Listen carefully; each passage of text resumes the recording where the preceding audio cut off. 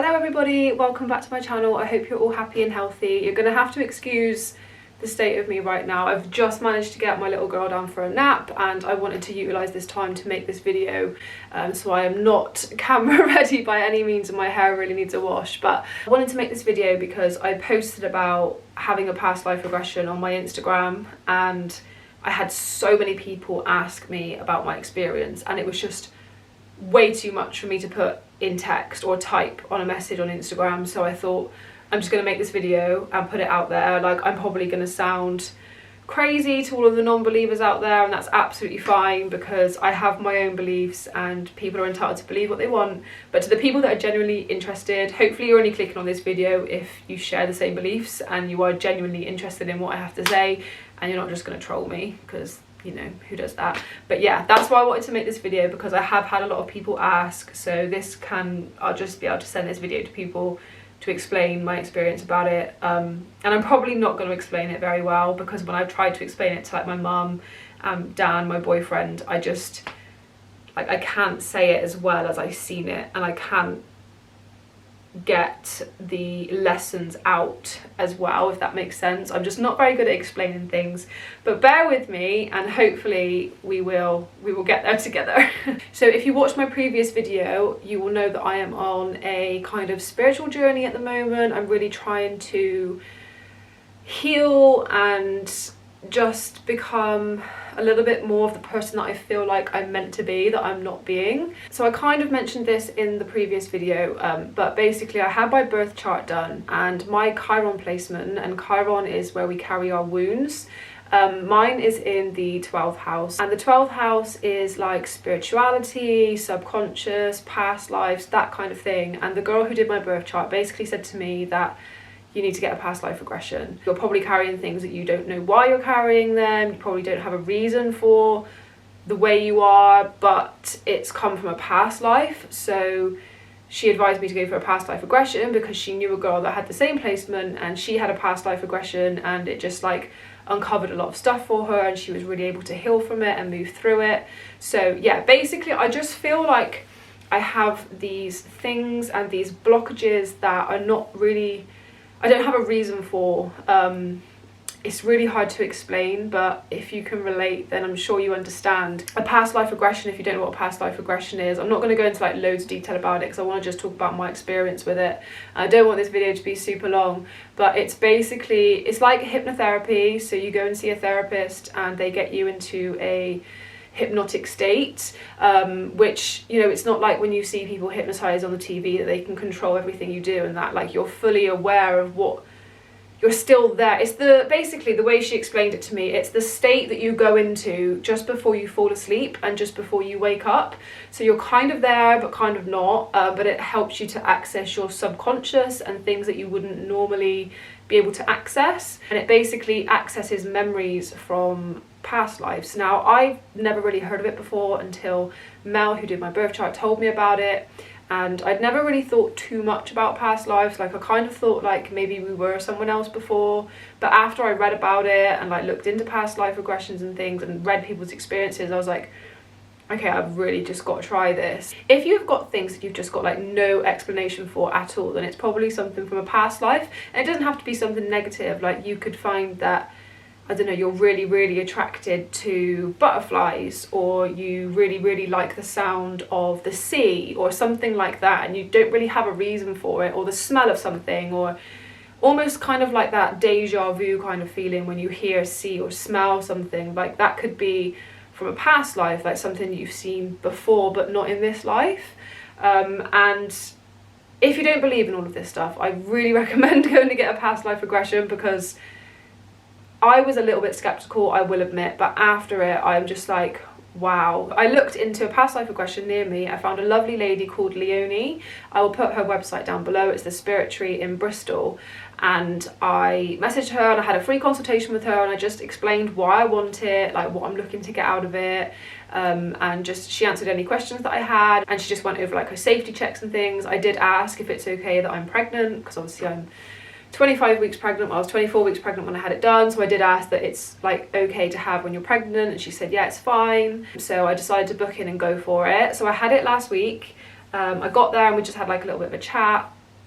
again about why I want to do this, what I'm looking to get out of it, that kind of thing. And then she led me down and she basically did like kind of like a guided meditation. So just got me to focus on my breathing and got me into a hypnotic state, basically got me into that stage that she needed me to be into before she could guide me into the past life. So I think it was probably about half an hour of that, and then I could feel myself drifting somewhere else, but I was still in the room, if that makes sense. Like, I think people are quite scared of it because they think like, oh, if something bad happens, they're gonna be like out of it and they're not gonna know. But like, if someone knocked on the door or the fire alarm went off, like I would know about it, if that makes sense, because you are still aware of what's going on around you. But yeah, she did this kind of like meditative session with me, which was probably about 30 minutes, I would say. I can't really tell.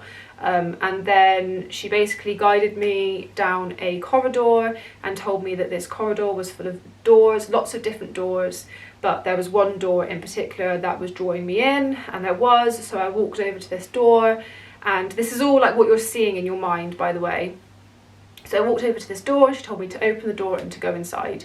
So I stepped inside this door and she was asking me, what can I see? I just said nothing, like it's dark.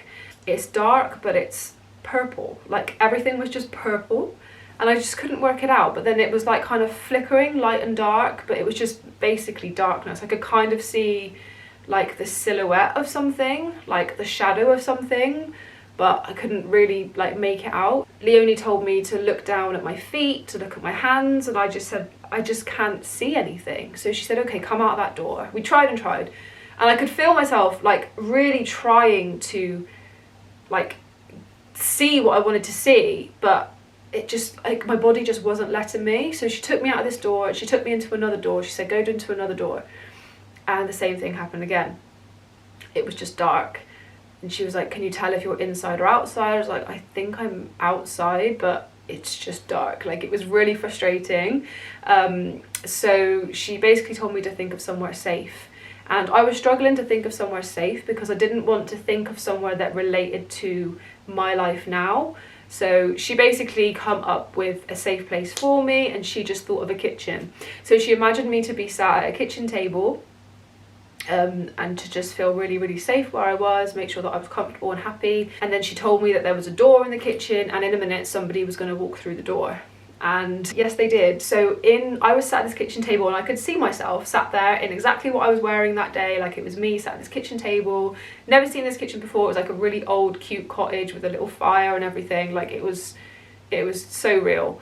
Anyway, somebody did walk through the door, and that somebody was a knight. And I just remember saying, a knight? And she said, I laugh at it now because when I say it out loud it does sound really stupid, but it was so real. Like I can still see this knight now. She said, oh okay, what does he look like? I said, I don't know, because he's a knight, he's in armor, like helmet, shiny armor, like a knight in armor, literally. She said, what color is it? I said, it's silver, like it is like your typical knight in armor. And she said, okay. She said, where is he from? And I don't know why, like he didn't speak, I didn't hear his voice or anything like that, but I was told London. He was from London. So I had this knight, and he was from London. And then she basically said that this knight probably feels a little bit uncomfortable sat in this kitchen because he's probably from a long time ago. So this knight's going to get up and he's going to walk out the door, and you're going to follow him. And he's going to take you to an important scene in his life. So he did, and I followed this knight, and it was really strange because it was literally like I was watching it on a TV. Like I was there, but in front of me was this knight, and I could just follow him. It was so bizarre. But basically she said, what can you see now? And all I could see at first was rats. I said, rats. And she said, okay, are there lots of rats? Just a few? I said, a few, not loads, but there's quite a few rats. And she said, can you see anything else? I said, it's wet. Like I feel like it's wet. She said, are you inside or outside? I said, I feel like we're underground. And then suddenly I could see chains, and she asked me what the chains were like, and she was really good at like sort of getting me to dig deeper and see more, if that made sense, because it's really hard to explain, but basically I just seen these chains, and she said, are they thick chains or thin chains?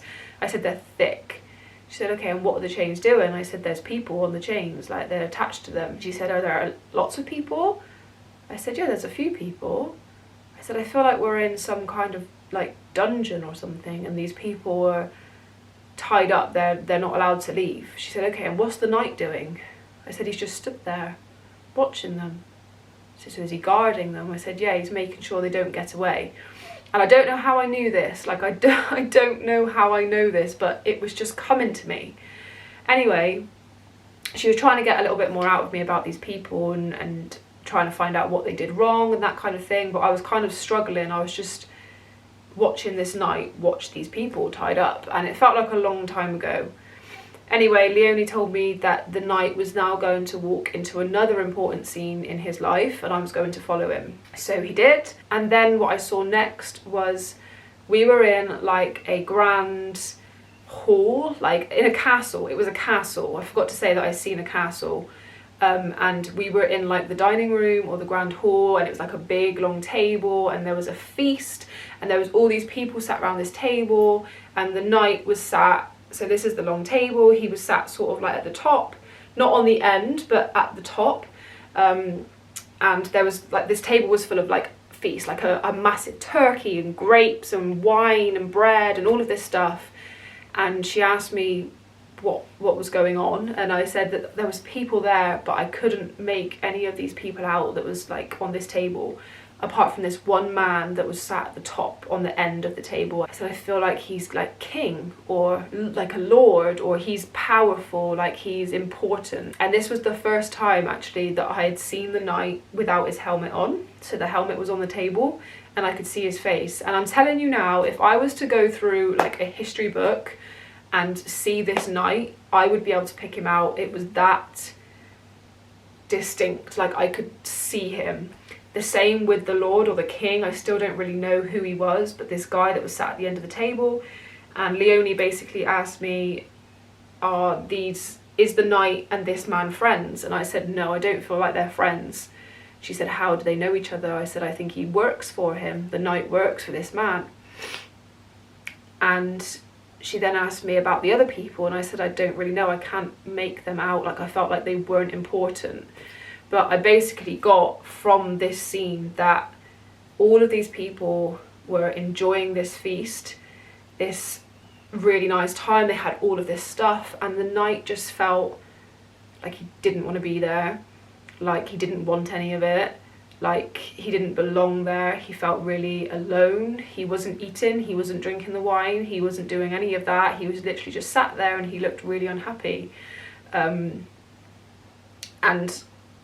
I forgot to mention as well, there was a flag on the wall of the castle, like dining room or whatever it is, and I would be able to pick out that flag if I seen it again. Like it was so real. I don't know when it was. I don't even know if it was in London or if the knight was just from London, but it was just so real. Leonie was trying to get some more information out of me about this scene, and I just said, I don't really know, like I'm just not enjoying being here, like the knight's not enjoying being here at all. She said, okay, the knight is going to take you to the final scene in his life. And I followed him, and we ended up back in the dungeon with the people on the chains. And this time I was drawn to this one woman who was attached, who was tied up by this chain. And I can again still see her. She had brown curly hair, she was wearing like a pink or purpley coloured like cape thing, like it was really, really strange. And Leonie asked me, what's the guard doing now? I said, I think he's letting her go. He's letting her go. And she said, just her or all of the people? I said, no, just her. It was really strange. And she said, okay, what's happening now? Because I kept going really quiet. Like, you've got to imagine that this whole session was 90 minutes.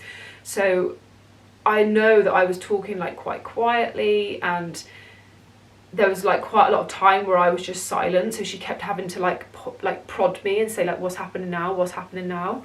And she said, you know, what's going on?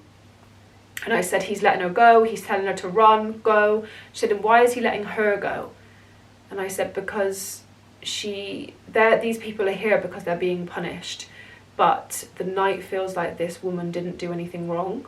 He feels like maybe, the impression I got was that this woman was like a witch or something like that, and what she was doing was like a spell or some potion or something like that that was trying to help someone.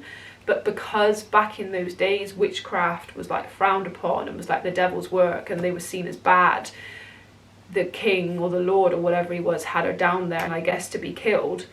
And the knight obviously didn't feel like she deserved that, so he was letting her go. And I remember the woman looking very confused, and the knight was saying, please just go, just go. And it kind of got a little bit messy there, but basically I ended up dying that day. That was the day the knight died, because he let this woman go. The lord or the king, whoever he was, had him killed for letting one of the prisoners go, and he was put in, I can't remember what they're called, is it the stiles, where they have like the wooden with their hands and head through, and they cut their head off, like, yeah, beheaded him, and that was the way I died. And then after this happened, Leonie told me to go back to the kitchen table, which is where we started at, and to sit at the kitchen table with the knight. And again, I could see myself in what I was wearing that day. It was like a bird's eye view of this kitchen table. I was sat there with the knight, and she said, what is the knight saying now? And I didn't hear him speak the whole time. I didn't see him speak, I didn't hear him speak, but I just had this overwhelming feeling of sadness. I felt how sad he was.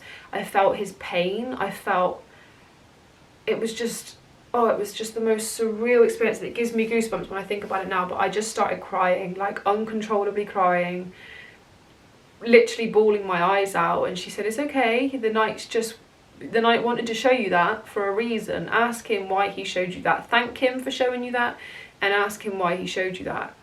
And I couldn't get the knight to talk to me, but all I got from the message that came to me was, do the right thing. Just make sure you do the right thing. And that was it.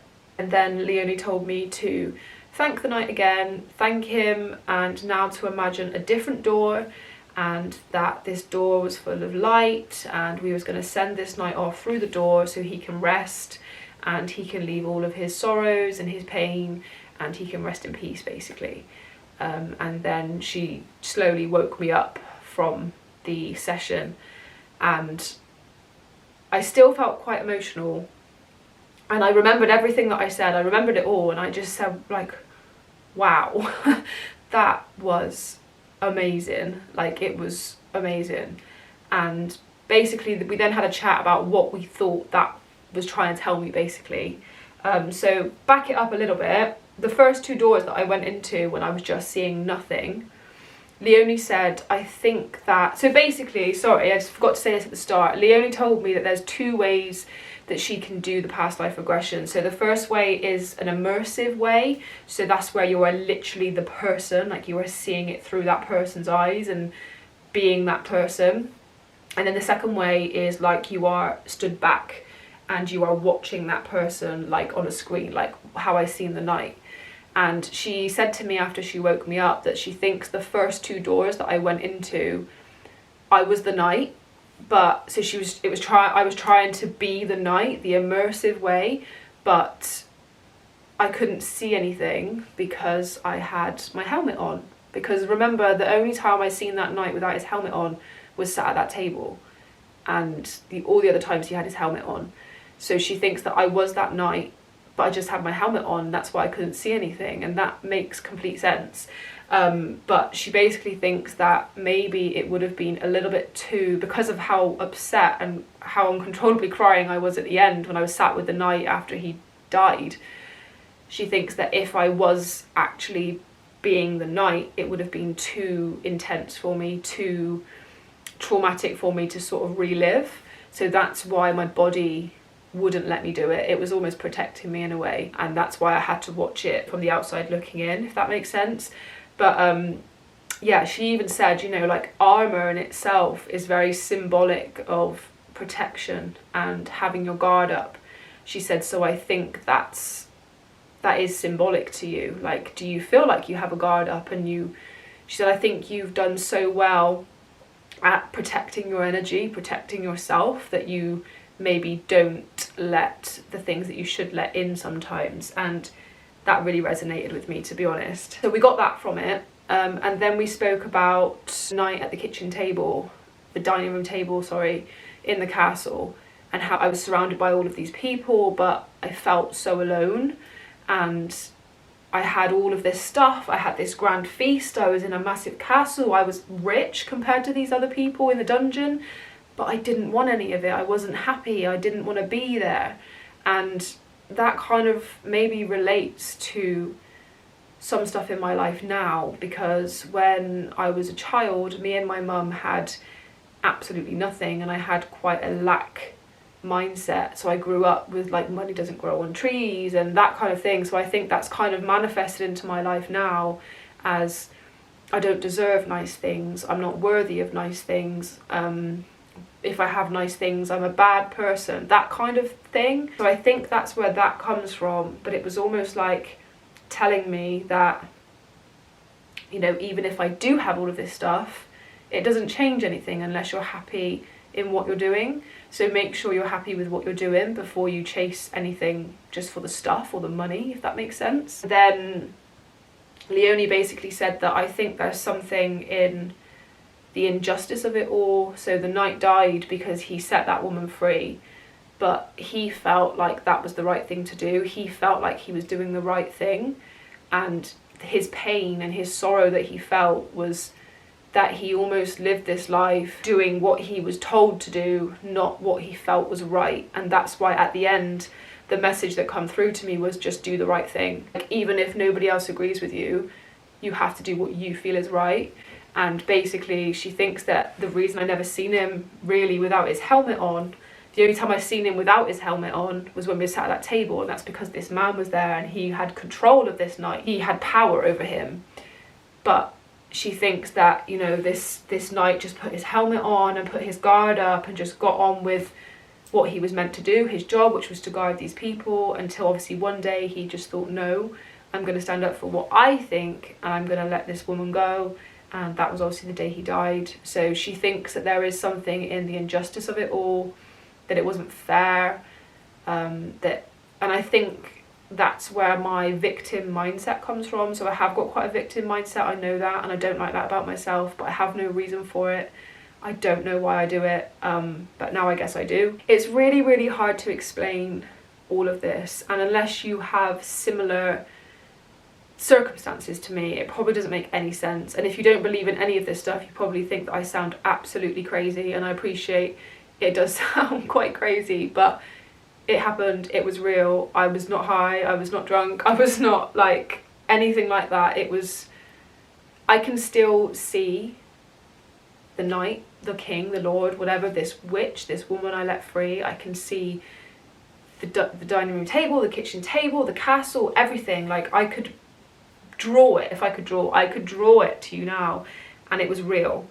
But I think there are still things that I need to understand. So I think maybe I need to do this again. I need to go back and see that night again and see if I can get him to talk to me. Like, there must have been a reason why he didn't talk to me. Maybe I wasn't ready to hear what he really had to say. But I definitely took a lot from that. Now I can try and heal from that, because those feelings, those things are not mine to carry. It's the knight's, and I laid him to rest, and now I'm me. So, you know, I don't need to carry that stuff with me, basically. So I have some work to do still. Leonie basically told me to meditate and journal on it, and just write down whatever comes to my head and just see what else I can get from that night, basically. I asked her at the end, I said, so if I was to do this again, if I was to have a past life regression again, would I be the knight again, or would I be somebody else? Because obviously this was years and years ago. I mean, how long ago was it that we lived in castles and stuff? Like, years ago. So there would have been a lot of other lives, and I just wonder whether I have things that I need to learn from other lives as well. So if I did it again, would I be somebody else? Because I do believe that when you have a past life regression, your subconscious takes you to the one that you need for this life, the one that's going to be most impactful in your life now. So that's obviously why it took me to the night, and so much of it does resonate, and I'm really not doing a very good job at explaining it at all. So if you're still with me, thank you. Hopefully you can interpret this in a bit of a better way than I'm trying to, because yeah, like in my head I know what I got from it, and that's the most important thing, right? But trying to explain it is really, really difficult. But I urge you to try it. Find someone that does a past life regression and absolutely try it. I will definitely be doing it again. I am going to try and meditate on it and see if I can get myself back to that castle. Now I've made that connection, if I can get myself back there and speak to the night and find out a little bit more. But I'll be interested to see if I have a past life regression again, who else I'll be and what other lessons there are for me to learn, and what other stuff I can heal from.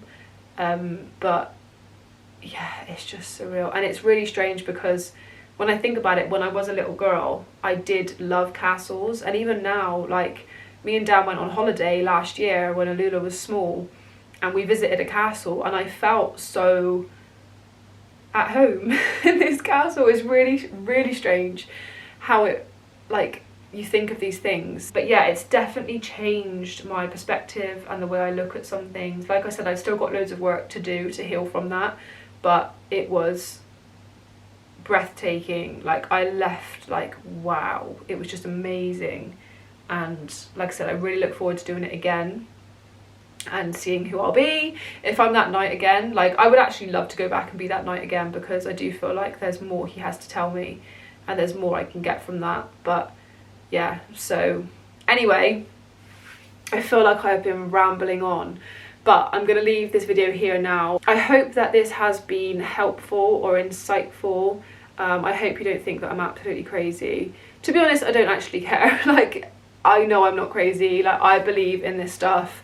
I truly believe that it's real. I witnessed it with my own eyes. Like, it was just amazing. If you're skeptical, book in with a therapist, go and have a past life regression, and just be open to anything. Because, like, at first I thought, am I making this up? But it was literally just, it was clear as day in my mind. It was just bizarre.